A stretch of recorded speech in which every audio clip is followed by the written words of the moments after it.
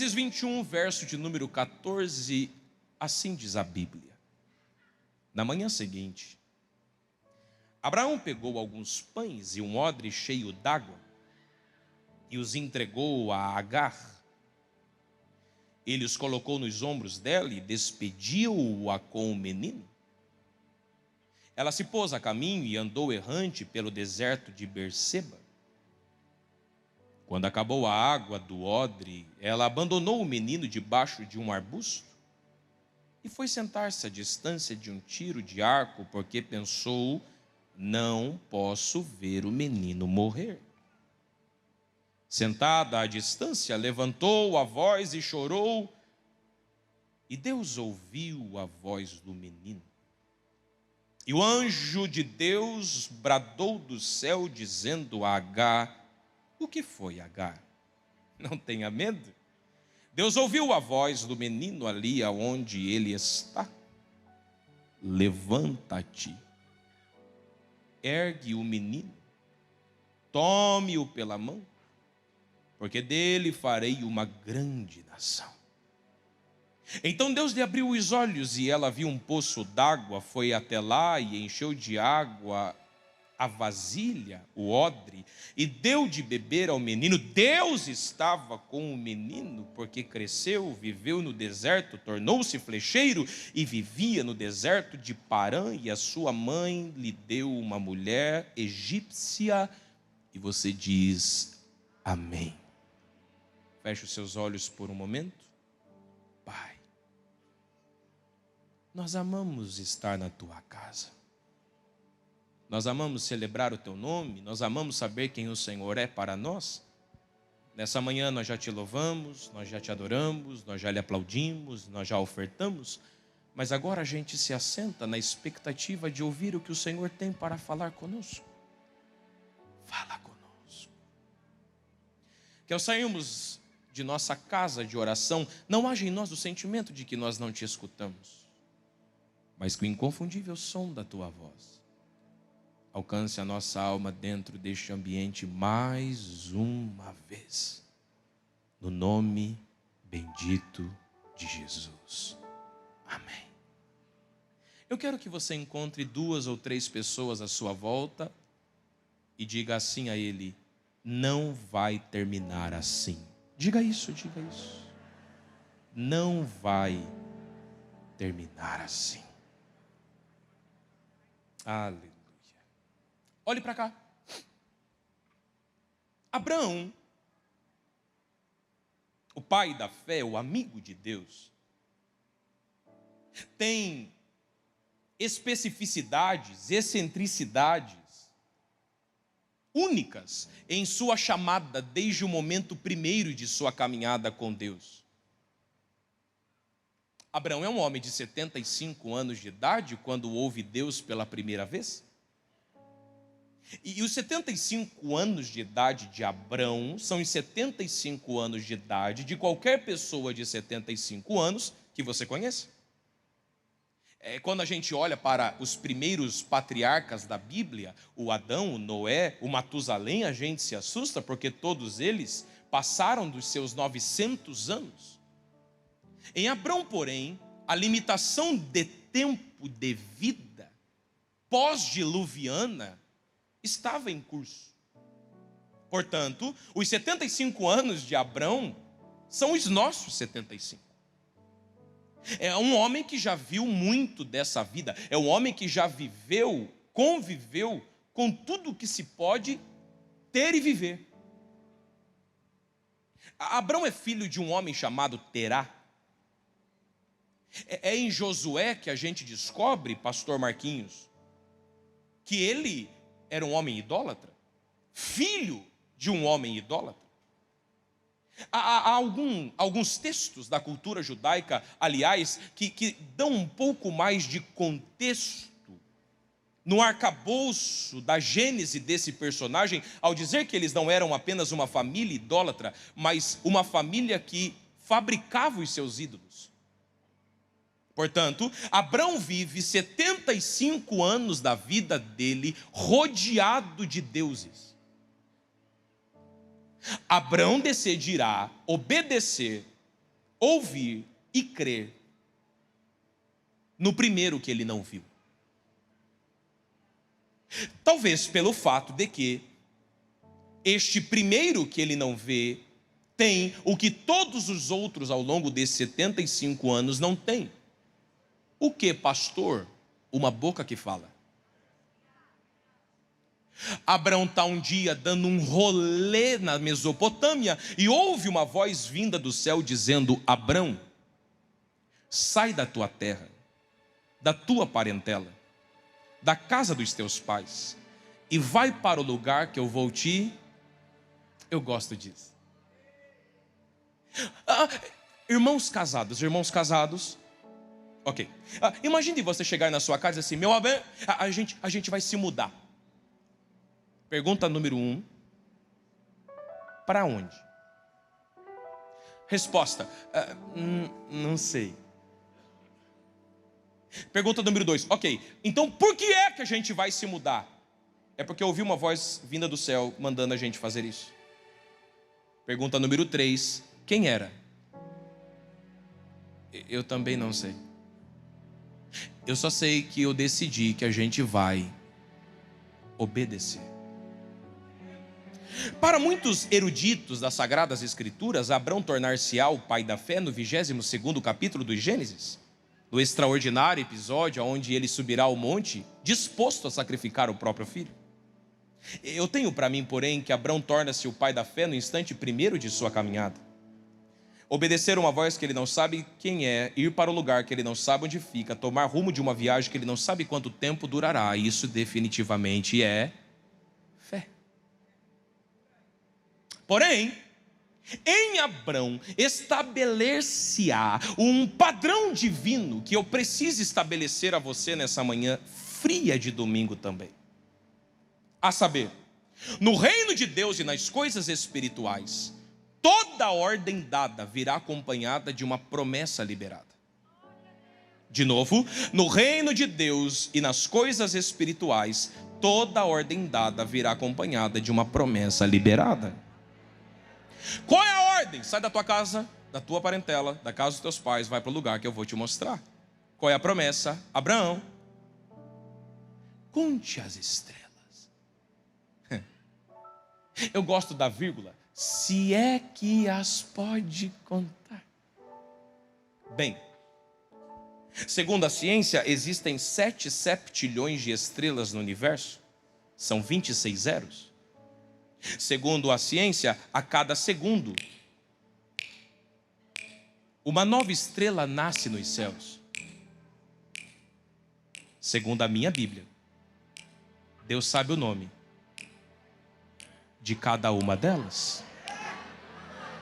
O que Deus está dizendo para Abraão é: com o tempo, porque o que começo em você será tão grande. Eu queria tanto alguém acordado comigo aqui. Será tão grande como as estrelas do céu. Temos alguns problemas. Número 1, Abraão é um homem idoso, casado com uma mulher idosa, Sarai, 10 anos a menos que ele, 65. Que além de estar idosa e, portanto, com seu ciclo menstrual encerrado, ela também é estéril. Bem, você sabe a história. Alguém um dia desses disse, pastora Alane, que toda promessa passará pelo tempo da aprovação. Fato.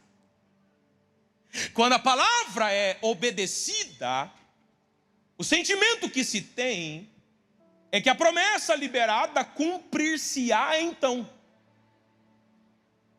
Ou será que só eu estive num culto como este, de uma liberação profética, num ambiente espiritual como esse, e de repente Deus levantou alguém, ou usou o pregador, ou a irmã que estava do seu lado, o irmão que estava atrás de você, e disse assim: estou abrindo uma porta, tem um milagre chegando. E você saiu assim dizendo: opa, virou, hein? Você já sai procurando. Aonde que eu vou achar o dinheiro no chão?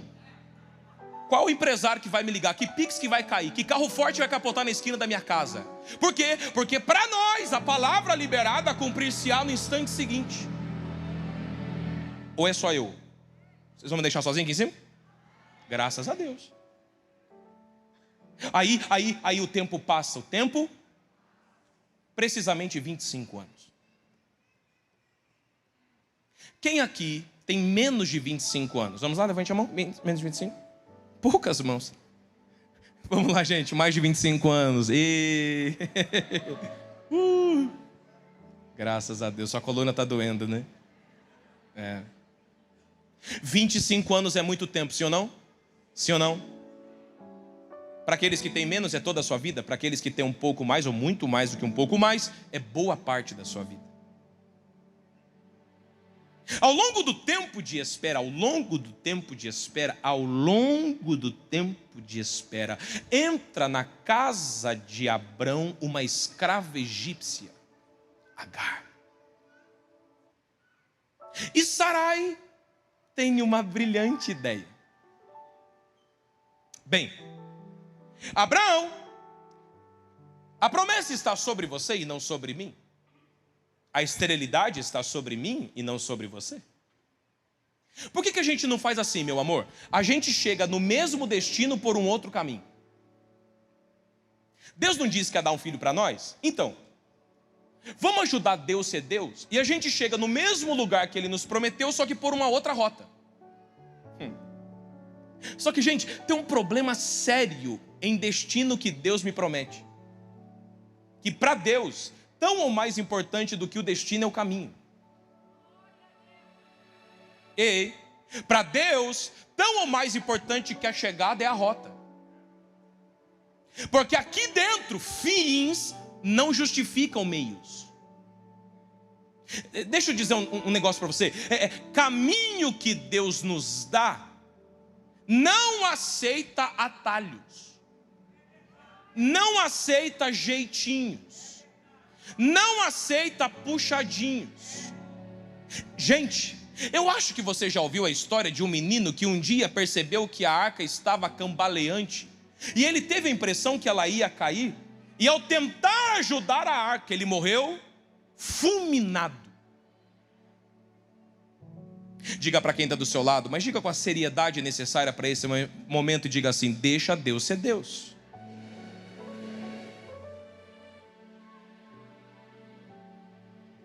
A verdade é que o tempo todo a gente está tentando ajudar Deus a ser Deus. Mas deixa eu dizer isso para alguém nessa manhã dentro dessa casa e me ouvindo através do canal de nossa igreja no YouTube. Caminhos que Deus dá não aceitam atalhos. Caminhos que Deus dá não aceita jeitinhos. Posso te dar um conselho pastoral para a tua alma? Tira a mão e deixa Deus pôr a dele. Tem alguém aí? Tira a mão e deixa Deus pôr a dele. Nasce um menino, Ismael. O radical El no hebraico, El é Deus. Ismael é aquele a quem Deus ouve, aquele a quem Deus ouve. Guarde essa informação, ela é importante para a gente daqui a pouco. A impressão que se tem dentro da casa de Abrão é que tudo estava resolvido. Bem, conseguimos o filho por outro caminho, mas chegamos lá. Até que chegamos ao capítulo 18. E o 18º capítulo do Gênesis inicia-se assim: na hora mais quente do dia, Abrão saiu de sua tenda e Deus foi visitá-lo. Eu gosto de tudo aqui. Sabe quando a tenda fica insuportável? Sabe quando ficar na tenda é insuportável? Está tão quente, tão quente, tão quente, tão quente, que a tendência que se tem, o pensamento que se tem é: eu preciso sair daqui. Ou será que só eu já me peguei em situações, em cenários da minha vida, da minha casa, da minha família, do meu casamento, em que eu disse: eu vou ter que sair. Eu estou pregando para casais aqui, eu estou pregando para lares, para famílias aqui, que ficar lá está insuportável. Sabe quando dentro da tenda há uma tamanha pressão que me parece que a única solução viável é sumir de lá. Vocês ainda estão aí? Mas é na hora mais quente do dia que Abrão está saindo de sua tenda, que o texto diz: Deus foi visitá-lo. Sério, eu não sei para quem eu estou pregando isso, mas eu venho de Deus na manhã deste domingo lhe dizer: alguém que estava crente que poderia desistir, que poderia abandonar, que poderia ir embora, que poderia simplesmente jogar tudo para o alto e sumir no mundo, hoje, não é amanhã, hoje, Deus está se colocando na porta daquela tenda e está dizendo para alguém dentro dessa casa: não vai sair ninguém. Não, eu estou pregando isso para alguém. Eu sei que o casamento está em crise. Eu sei que vocês não se deitam na mesma cama em torno de 90 dias. Eu sei que é uma briga para cá, outra para lá. Tem até objeto voador não identificado naquela cozinha. Eu sei que há muito tempo não há amor dentro daquela casa. Se você sentasse comigo e contasse a sua história, muito provavelmente eu te daria razão e diria: minha filha, o trem está difícil mesmo. Mas eu venho de Deus dessa manhã lhe dizer: desiste de desistir e fica. Desiste de desistir e fica. O Senhor está se colocando na porta da tua tenda e dizendo: não vai sair ninguém. Diga para alguém perto de você, diga assim: não é para desistir. Não, melhore, diga assim: Deus não vai te deixar desistir. Deus foi visitar Abrão. Quem foi visitar Abrão? Quem foi visitar Abrão? Só que é estranho o pastor Dalto Campos, meu diretor, porque quando ele olha para cima, está no texto, ele viu 3 homens de pé. De novo, quem foi visitar Abrão? Quem foi visitar Abrão? Só que quando ele leva os olhos, ele vê quantos homens de pé? O que Abraão carrega sobre a tua vida é tão poderoso, que essa será a primeira e única vez que o Pai, o Filho e o Espírito Santo descem na terra para não deixar alguém desistir. Não, eu queria meia dúzia acordado nessa manhã. O Senhor está dizendo na minha boca: se for para deixar você naquela casa, eu movimento o céu, eu movimento a terra, eu levanto o anjo, eu fecho porta, eu faço tudo, mas de lá você não sai. Eu estou pregando para irmãs dessa casa que já tinham feito cartas de divórcio: rasga aquela carta e fica. Eu estou falando com homens dessa casa que já tinham planos, já tinha comprado passagem aérea secretamente, vai perder o dinheiro se não tiver estorno, mas assim diz Deus na minha boca: você está proibido de desistir. Eu estou me colocando na porta da sua tenda. Deus foi visitar a Abrão. Aí eu olho para esse texto, pastora Leila Ronda, e fico me perguntando: o que é que eu faria para Deus quando Ele fosse visitar a minha casa? O que se serve para Deus, gente? Bom, Abrão tem a resposta. Ele manda matar um cordeiro, ele manda assar um pão, a Sara bate uma coalhada na mão e serve para ele. Pão assado na hora, um cordeirinho assado e uma coalhada. Não chega a estar mal. Enquanto eles comem, o anjo do Senhor diz: ô Abrão, lembra da promessa do filho?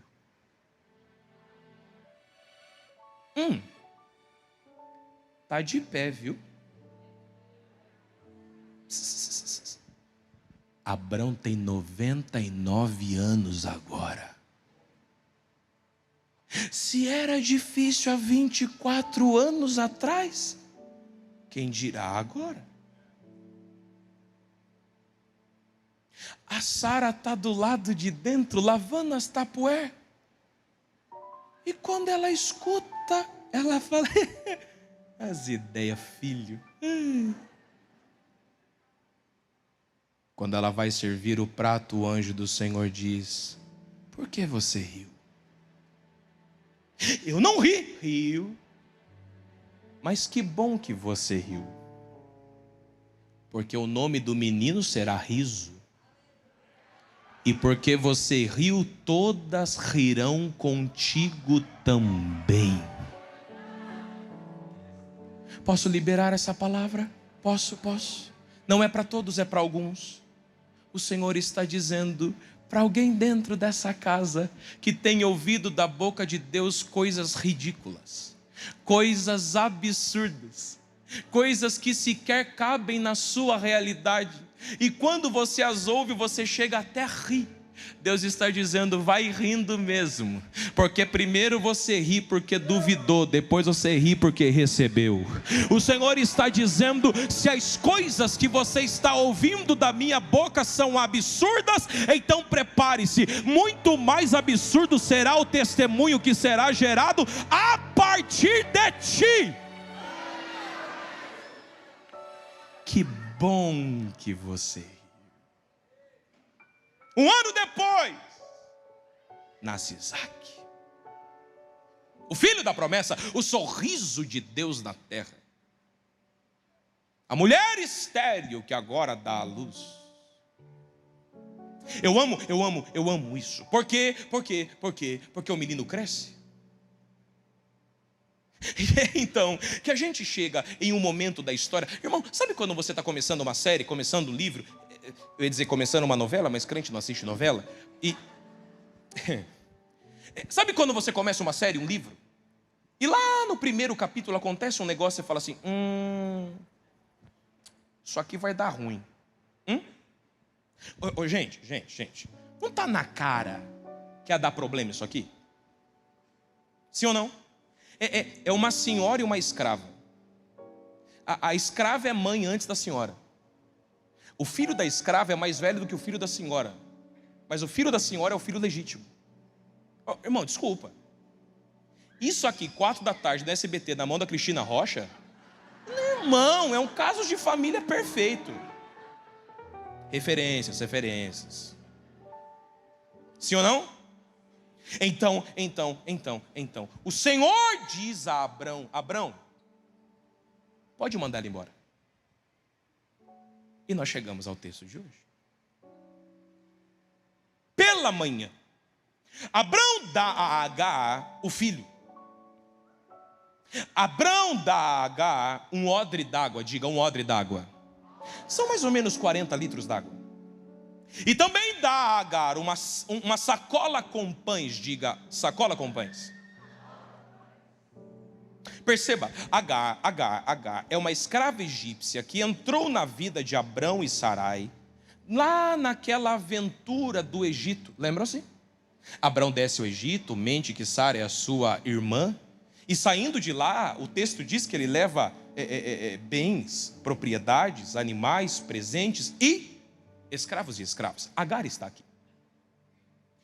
Agar está acostumada a viver dentro de um cenário aonde o impossível, o extraordinário, pastora Vanessa Mocédula, é a ordem do dia.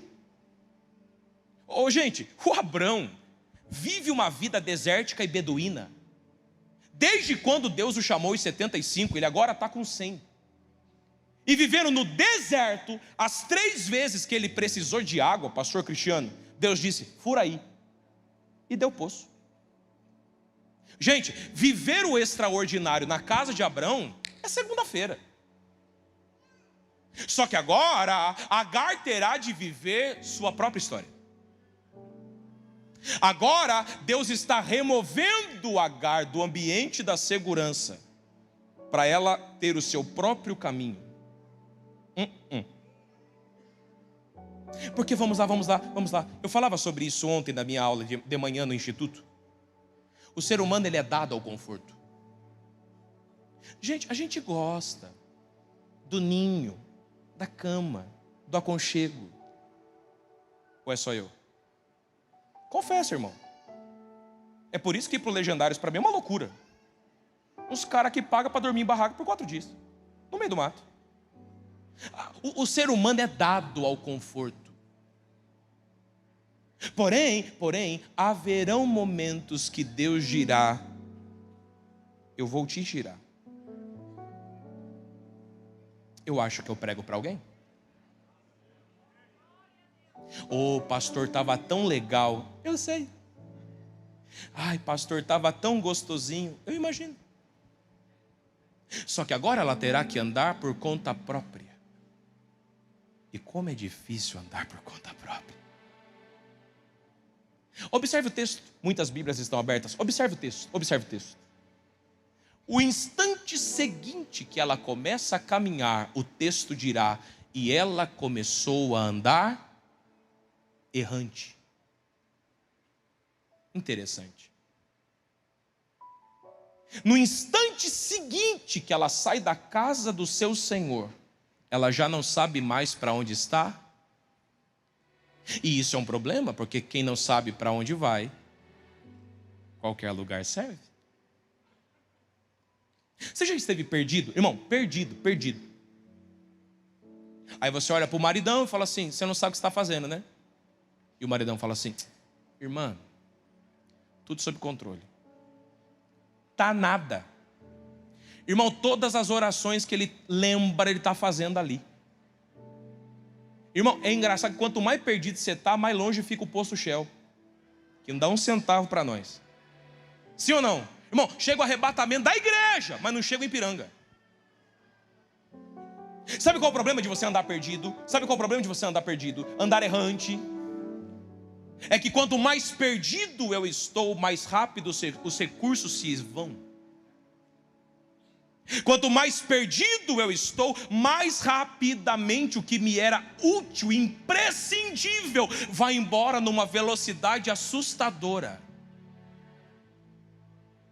Só que aqui há uma confusão que geralmente nós cometemos. Qual pastor? Achar que porque eu estou perdido, Deus se perdeu. É achar porque eu estou confuso, Deus se confundiu. É achar porque eu não sei o que estou fazendo, Deus não sabe o que está fazendo. É por isso que eu amo o texto de Isaías capítulo 6. Porque Isaías começa dizendo assim: no ano em que morreu o rei Uzias, eu vi o Senhor assentado sobre um alto e sublime trono. Eu amo isso. Por quê? Porque um trono vacante é uma crise para a monarquia. Isaías está em crise junto com a nação, porque não tem ninguém sentado no trono. Uzias está morto. Aí Deus aparece sentado em um. É ele dizendo: Isaías, fica tranquilo. O trono da terra pode estar vazio, o trono do céu permanece plenamente ocupado. É por isso que eu fico doido com os crentes que estão orando e dizendo: pastor, e a eleição de outubro? E se fulano de tal ganhar? Meu filho, e daí quem vai estar sentado no trono da terra? Eu sei quem está sentado no mais alto e sublime trono. Eu sei quem governa a terra com a força do seu braço. O problema é porque eu estou perdido, eu acho que Deus está perdido. Porque eu não sei o que fazer, parece que Deus não sabe o que fazer. Quando eu não estou entendendo nada, eu acho que Deus não está entendendo nada. Aí Deus nos traz nessa manhã de domingo para dizer ao coração de alguém lá na galeria: eu sei exatamente o que eu estou fazendo. Eu sei exatamente para onde eu estou te encaminhando. Pastor, mas eu não estou entendendo nada. Ô filho, filhinha, você ainda não entendeu que dessa porta para dentro a gente entende menos e entrega mais, que a gente entende menos e confia mais, que a gente entende menos e acredita mais? O Senhor está dizendo: ei, ou você confia com tudo, ou você assume de uma vez que não acredita em mim com nada. Eu sei o que eu estou fazendo. Levanta a mão direita se você pode, bate na mão de uns 4 e diga assim: Deus sabe o que está fazendo, Deus sabe o que está fazendo, Deus sabe o que está fazendo. Ah, Jesus, Deus sabe o que está fazendo. Deus, eu estou sentindo algo de Deus se aproximando dessa casa. Deus sabe o que está fazendo.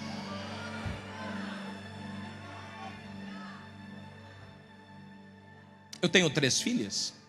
Laura e Luísa são gêmeas, estão com 8 anos. Maitê, a raspinha do tacho, minha cópia de laço, está com 3. Quando nós morávamos em Ibiúna, a Laura e a Luísa, as gêmeas, amavam quando o papai voltava de viagem. Então, eu chegava na segunda-feira de algum canto desse país, ela só falava assim: vamos para o shopping. Vamos para o shopping. E era sempre o mesmo shopping, o Granja Viana, pertinho de Ibiúna, porque Ibiúna não tem shopping. Então eu colocava as meninas nas cadeirinhas, a Tati na frente. E eu não sei, tem um trem que liga o sono das minhas filhas ao motor do carro. Aliás, a filha da minha sogra também, porque é dirigir o carro um cadinho, todo mundo dorme. A pastora Tati é tão boa companheira de viagem que tem hora que ela acorda, eu estou na BR a 100 e tantos por hora, ela fala assim: ó a lombada. Fala assim: Santa, volta. Gente, dorme de babá, pastora Vanessa Lino, dorme roncando. Mas é engraçado que quando eu chegava no shopping, pastor Paulo, era parar o carro. Geralmente Laura acordava primeiro. Chegamos, né, papai? Chegamos. Não é engraçado que o que as minhas filhas entenderam na mais tenra idade, você com 40 anos de crente ainda não entendeu? O que, pastor? Sabe por que Laura e Luísa, Tati e Maitê dormem? Porque elas sabem que mesmo dormindo chegarão ao lugar desejado.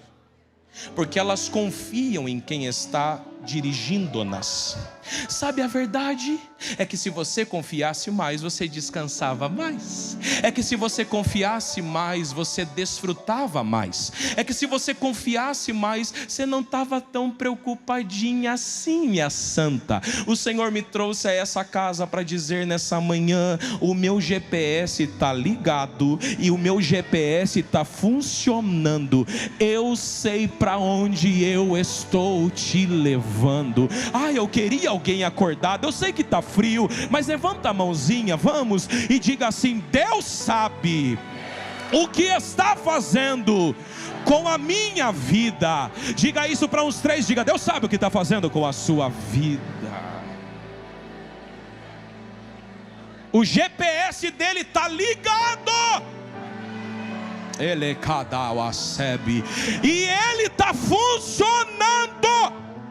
Pastor, eu não estou entendendo nada, está tudo esquisito. Quanto mais eu tento entender, menos eu entendo. Oh, meu filho, Deus complica, descomplica, depois explica porque complicou. Ele está no controle de toda a sua rota. Ele é carabassoromobos. Ereminita ladaraba sebacawa da sebidacaba. Agar está andando errante, e é por isso que a água acaba. Sabe, água no deserto é vida. Água no deserto é por isso que a equação que ela faz é tão lógica. Se a água é vida e a água acabou, logo nós iremos, sim ou não? Está no texto. Eu e o menino morreremos. Mas eu amo a Bíblia, eu amo a Bíblia. Por quê? Porque a Bíblia nunca negará um fato vivido. A Bíblia nos dará uma nova perspectiva, um novo prisma a partir da mesma realidade. A água acabou do odre, sim ou não? Sim ou não? Sim. Mas dá para você entender que ainda tem pão na sacola? Não. Ei, a água acabou do odre, pastor. Mas dá para você lembrar que ainda tem pão na sacola? Sabe qual é o nosso problema? É fitarmos os nossos olhos exclusivamente naquilo que acabou, naquilo que faliu, naquilo que feneceu, naquilo que acabou, naquilo que quebrou, naquilo que faliu, ao invés de continuarmos sendo gratos por aquilo que Ele nos deixou. Eu estou pregando para alguém que talvez esteja gastando tempo, energia, esforço demais, olhando para aquilo que terminou e está dizendo: pastor, e agora? Não tem mais água no odre. Mas eu venho de Deus e dizer: minha santa, ainda tem pão na sacola, e deserto que tem pão, não tem como ter morte. Será que eu prego alguém dentro dessa casa que tem pelo menos um motivo para ser grato e dizer: poxa vida, a empresa quebrou, mas tem pão na sacola, o carro bateu, mas ainda tem pão na sacola, os últimos dias não foram muito fáceis, mas ainda tem pão na sacola? Ou será que eu estou sozinho aqui, porque eu venho pregar a uma igreja grata em Deus na manhã deste domingo, que está dizendo: Senhor, eu te louvo, porque hoje de manhã tinha café na minha mesa, eu te louvo porque tinha uma cama para eu dormir, tinha uma coberta para me cobrir, tinha um telhado sobre a minha cabeça. Será que tem alguém que tem pelo menos meia dúzia de motivos para levantar as mãos, abrir a boca e dizer: eu te louvo, ó Deus, porque ainda tem pão na sacola? Ainda tem pão na sacola. Pastor Rafael Diniz, eu não moro na casa dos meus sonhos. Não moro. Mas eu já mudei de favor. Tem pão na sacola. Gente, pastora Malu Pierre, eu não dirijo o meu carro dos sonhos, não dirijo, mas o que eu já andei a pé nesse Brasil de meu Deus, tem pão na sacola. Eu não uso as melhores roupas do mundo, Pedro, não uso, mas eu já emprestei terno para pregar em congresso grande. Tem pão na sacola. Dá para você entender que ou a gente é grato por aquilo que Ele nos deu, ou a gente vai continuar chorando as pitangas por aquilo que acabou. Será que tem alguém que entende o que eu estou pregando aqui e consegue gritar alguma coisa para ser grato a Deus nessa manhã? Ainda tem pão na sacola. Se for para Jesus, faça isso.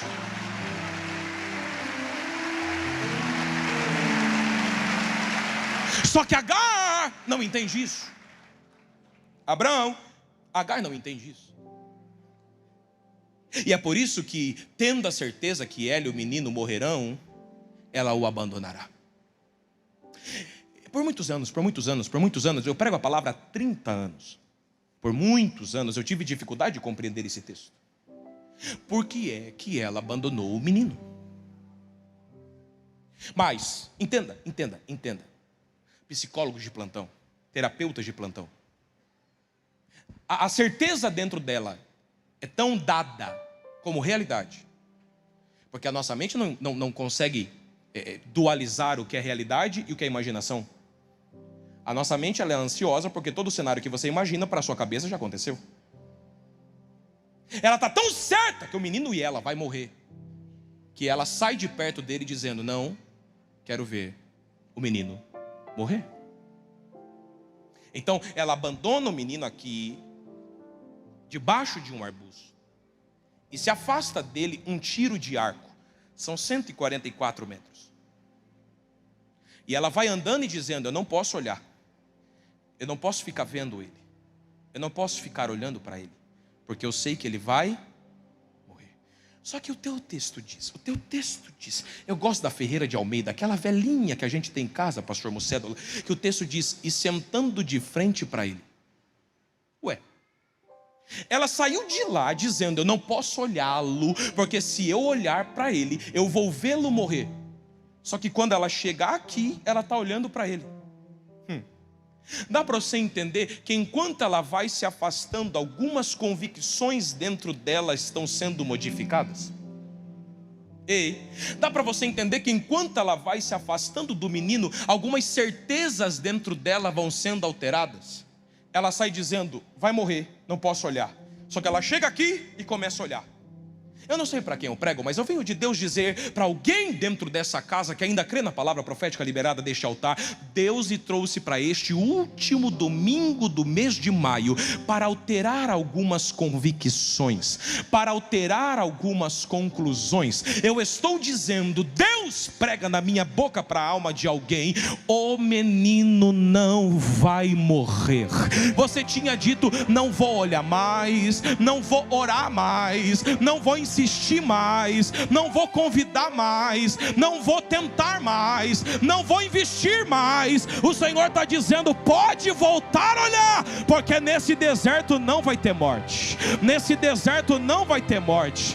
Gente, eu vou continuar a pregar em 30 segundos, mas levanta a mão, se conseguir levanta as duas, porque a palavra na minha boca para a alma de alguém, para a casa de alguém, para a família de alguém, para o casamento de alguém é essa: não vai morrer o menino, não vai ter morte lá naquele deserto, assim diz o Senhor. De repente, começa a haver, meu amigo Sionoal, uma manifestação de culto paralela. É o menino falando aqui, é ela chorando aqui, é ele falando aqui, é ela gritando, tem na sua versão, gritando aqui. O nome Agar é de uma transliteração dificílima para a língua portuguesa, mas os dicionários mais respeitados da transliteração do hebraico para a língua portuguesa afirmam, denotam, entendem, interpretam que o nome Agar significa aquela que está em cima, aquela que está no alto. Há quem diga, há quem afirme que o nome deveria ser elevada, estando no alto. Eu gosto disso. Porque qual é a chance? Dentro de uma geografia que tem um menino abandonado, esquecido, preterido, deixado, falando, uma mulher que está no alto, elevada, em cima, gritando, o menino ser ouvido. Você sabe qual é o único sentimento inato do ser humano, ou seja, que vem de fábrica? O medo de estar só. É por isso que uma criança grita em decibéis inimagináveis. Eu sei, eu tenho 3. Até entender que tem alguém por perto. Qual é a chance? Dentro de um cenário que alguém que está em cima, elevada, no alto, gritando, o menino que está abandonado falando ser ouvido. A não ser que ele seja aquele a quem Deus ouve. Esses dias ele reflete. Mamãe achou na casa dela um caderninho de oração que eu tinha com 8 anos. Era um caderno de mola do esmilinguido. Você sabe do que eu estou falando? Você está velho. Aí, Chiquinho, eu aparentemente fui alfabetizado em russo, porque era uma grafia inacreditável. Parecia muito com aquilo que encontra nas cavernas do Egito. E lá estava escrito: Senhor, eu quero muito andar de avião. Esse menino de 8 anos que estava pedindo para andar de avião, andava 28 quilômetros com o pai, numa estrada de chão, com farolete na mão. 14 para ir, 14 para voltar, para fazer culto para uma irmã. Só para a irmã Ditinha.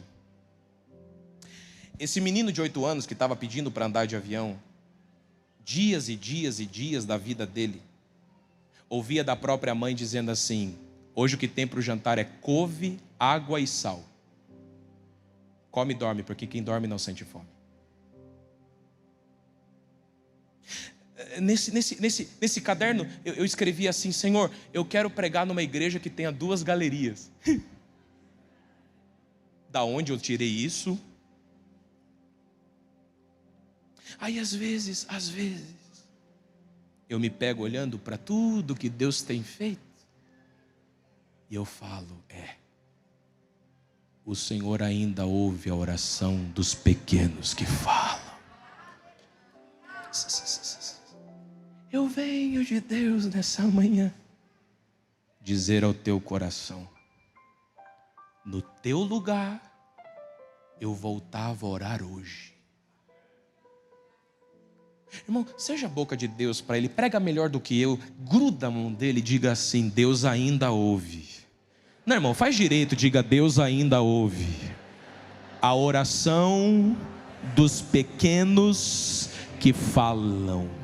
Eu venho de Deus para dizer para a alma de alguém, no seu lugar eu voltava para o joelho hoje, no seu lugar eu voltava para a campanha hoje, no seu lugar eu voltava para a madrugada hoje, no seu lugar eu voltava para o jejum hoje, porque o Senhor diz da minha boca para a alma de alguém dentro da pura fé em Deus, eu ainda ouço a oração dos meninos que falam. Volta a gritar por ele hoje, volta a chamar por ele hoje, volta a dobrar o joelho hoje, porque eis que os meus ouvidos não estão fechados para não ouvir a oração de vocês feitas neste lugar. Ele ainda ouve a oração dos meninos que falam.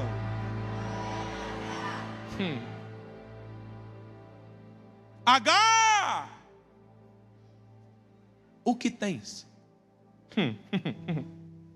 Quantos pais nós temos aqui?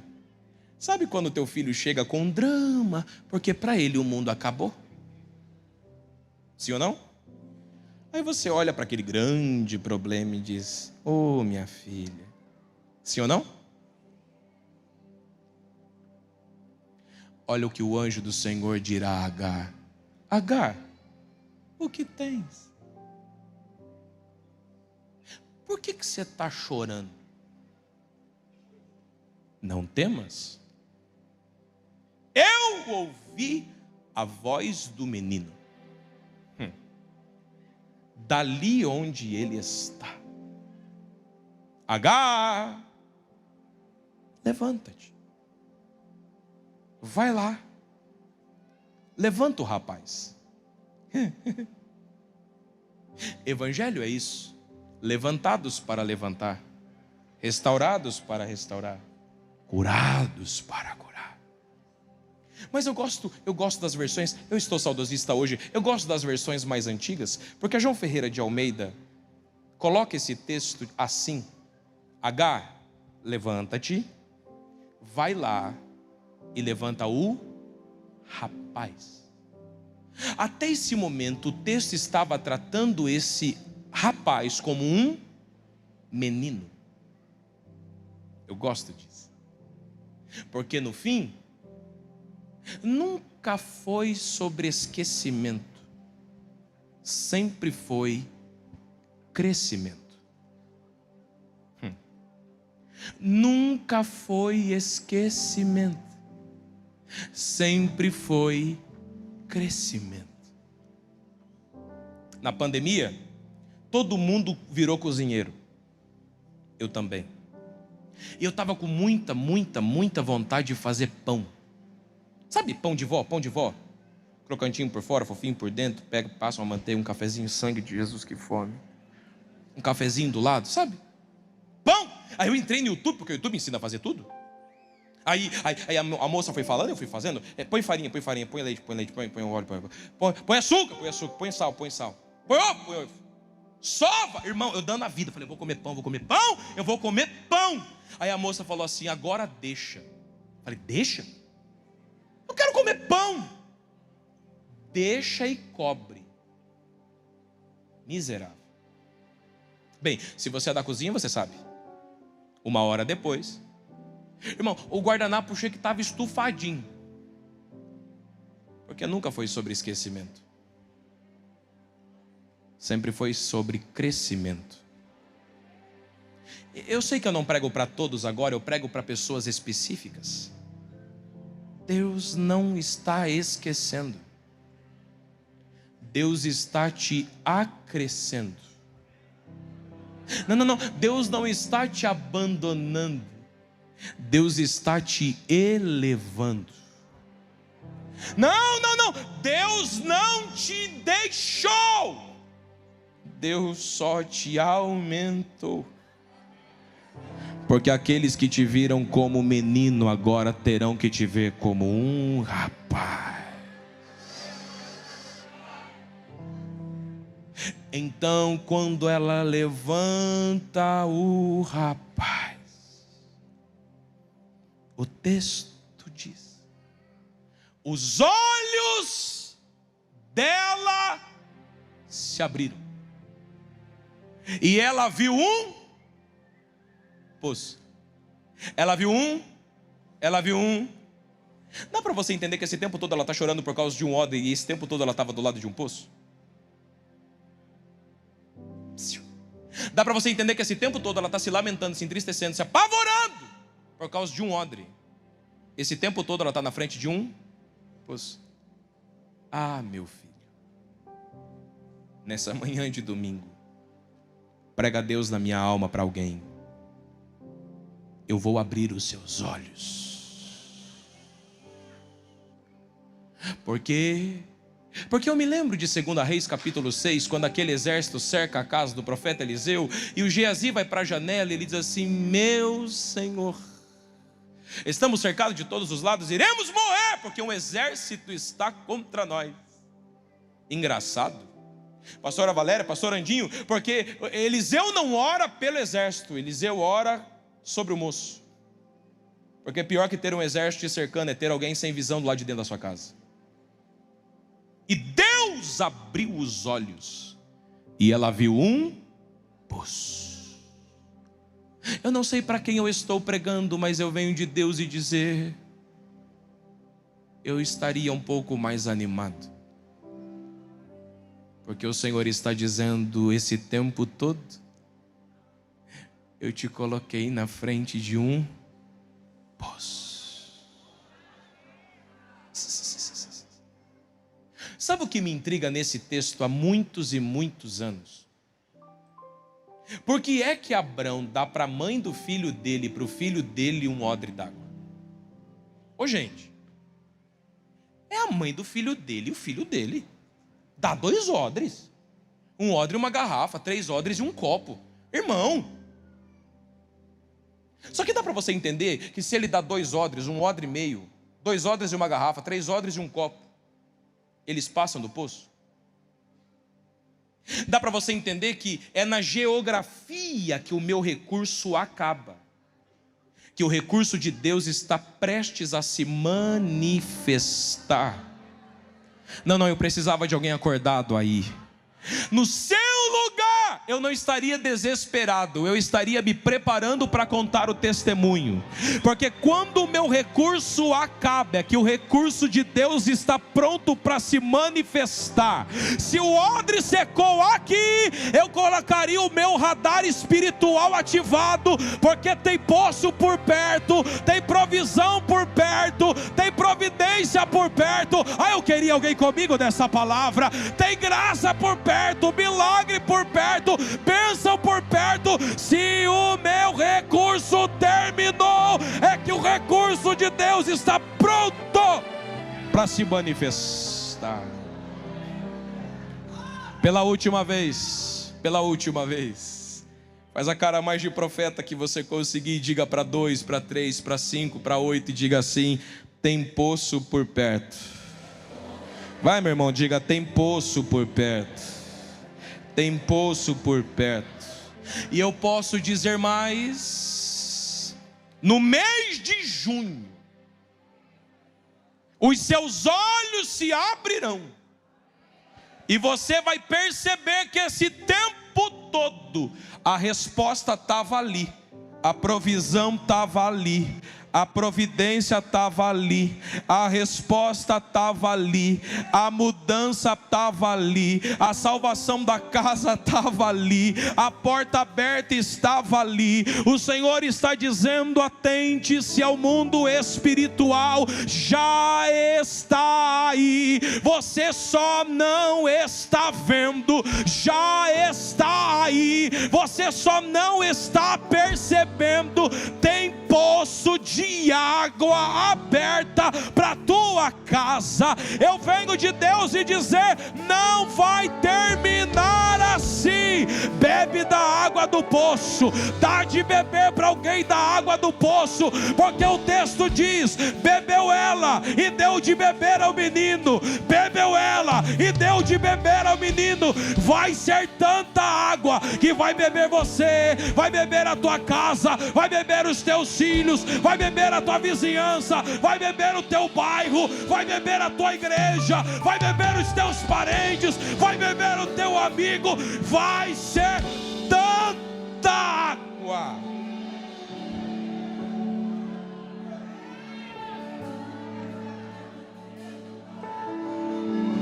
Fica de pé no seu lugar. Eu amo como o texto termina. E ele cresceu. Viveu no deserto. Logo ele que foi deixado do deserto para morrer. E tornou-se um flecheiro. Logo ele que foi deixado em um tiro de arco de distância. Porque toda ferramenta preparada contra mim, em juízo, diz o Senhor. Feche os seus olhos. Não sai agora, o culto não terminou. A gente está a 10 minutos do término dessa reunião. Não sai agora. Não sai agora. Os voluntários, se puderem, deixem a porta fechada, por gentileza. Feche os seus olhos, feche os seus olhos. Você me ouviu por todo esse tempo. E eu tenho a impressão que você sabe exatamente o que você tem que orar. Eu no seu lugar estava orando agora. Vamos. Pastor, estou sentindo de orar de joelho. Ora de joelho. Pastor, estou sentindo de orar de pé. Ora de pé. Pastor, estou sentindo de orar em dupla aqui, em trio. Ora. Pastor, eu estou sentindo de orar por alguém, com alguém. Faça isso. E no tempo dessa canção, algo de Deus descerá sobre nós agora. Vamos, ore.